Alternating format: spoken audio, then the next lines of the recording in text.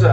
Avui vinc a parlar-vos de mitologia grega. Això serà una nova secció del canal en la que de quan en quan parlaré de 2 mites per vídeo. Així, ràpido, sencillo i per a tota la família. En Insta i en Facebook pujaré només uno. Qui vulgui veure l'altre tindrà que vindre a YouTube. Els dos mites d'avui estan relacionats entre si, així que el seu seria veure's els dos. Són el del rapte d'Europa i el del Minotaure. Alerta en això. Però antes de començar volia parlar de la paraula Europa en si. Estem vivint en ella i no tenim ni pajolera idea de lo que significa. N'hi ha dos hipòtesis. Que és grega o que és semita. Si fora grega seria una paraula composta de euros, que significa extens, i opos, que significa aspecte. I significaria que és una regió extensa. Si fora semita vindria de la paraula acàdia Erebu. Erebu significa occident, on mor el sol, un lloc fosc. I Àsia vindria de Asu, el lloc de la llum, on naix el sol. I bueno, ara sí, després de donar-vos la turra, a la faena. El mite del rapte d'Europa. Europa era una princesa fenícia, filla d'Agenor, que era el rei de Tir, la ciutat més mamadíssima del món fenici. I filla també de la nimfa Mèlia. Aquí ja tenim un casament d'un humà en una nimfa, molt típic dels mites. I Zeus es va enamorar d'Europa. Ah, bandido. Zeus, com de costum, és un cabró i es converteix en un bou ben bonico per a poder raptar a Europa. Zeus, convertit en bou, es fa el bobo perquè ella se li acoste i la tia es fia del bou i se li puja damunt. No, Europa, ¿dónde te sentaste? I el puto Zeus ix fugint per la mar i se l'endú a Creta.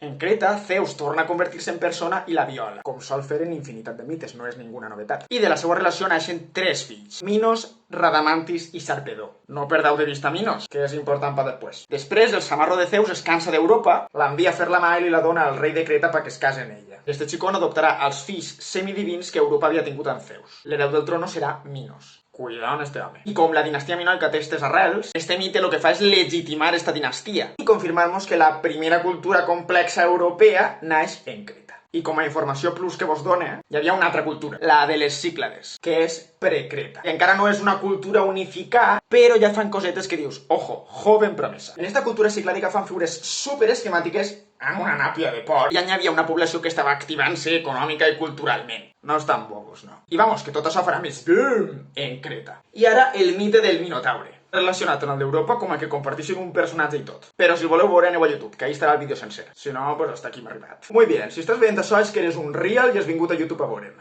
Ole tu. Ale, tira-li, Martí.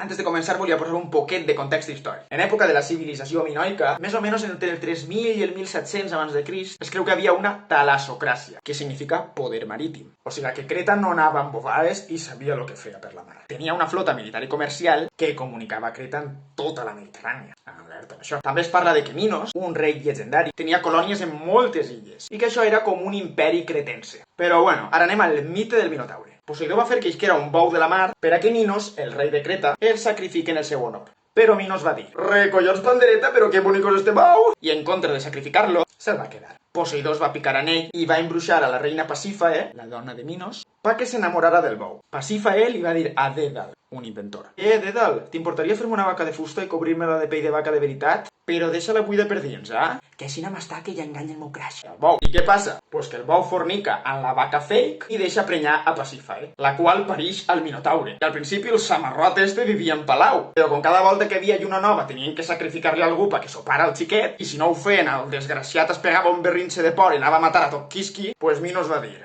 mira, això no pot ser. Dèdal, de veritat t'ho dic. Necessita que em facis un laberinto per tancar a esta bestiola. Amb quin el Minotaure ahí dins i abre, a mamar-la. Però no s'acaba tot així, no. Androgeu, fill de Minos, era un atleta potentorro que havia guanyat una competició en Atenes. I allí es van posar celosets d'ell i van dir, ah sí? Pues al pou que te'n vas. I se'l van carregar. Minos li va declarar la guerra a Atenes i Atenes va dir, vale, mos rendim. I Minos va contestar, bé, però cada any, o cada 9, no sap segur, teniu que donar-me 7 xicons i 7 xicones per a que jo els tiri al laberinto i que el Minotaure se'ls puga papar tranquil. Però això es suspenia si algú aconseguia escapar del laberint. Ojo, cuidado. Anys després, Teseu, fill del rei d'Atenes, Egeu, vol fer-se l'héroe i se'n va a Creta. Però antes d'anar se'n li diu a son pare, papà, tu tranquil, que si torna en èxit, el meu barquet tindrà veles blanques. I si no, tindrà veles negres i ja pots patir. Ojito en això, que és important per després. Ariadna, una filla de Minos, veu a Teseu i diu, collo, que resalaus este xic, i s'enamora d'ell. Li dona una espasa per a que puga fer-se pols al Minotaure i un cap d'ell, un ovillo, per a guiar-se i poder eixir del laberint. Que si mates a la bèstia i et quedes allí tancat per sempre, tampoc et servís de molt. Teseu acaba matant el Minotaure i fa que Atenes, la seva ciutat, no tinga que fer més el ridícul enviant a 14 joves perquè els mate un monstru. Una volta mort, ix d'allí a replegar en cable, literalment, i s'endú a Ariadna. pero no vivieron felices y comieron perdices, no. Perquè va vindre el déu Dionís, que estava puto pillado d'Ariadna, la va raptar, com fan de costumes déus, se la van dur a Lemnos i va tindre fills en ella. Total, que tremenda F. I atentos, que a Teseu se li va oblidar posar-li les veles blanques al barquet, i quan son pare va veure que les tenia negres, pensava que el seu fill s'havia mort i es va suïcidar tirant-se d'un penya-segat a la mar. A partir d'ahí, eixa mar va començar a dir-se Mar Egeu.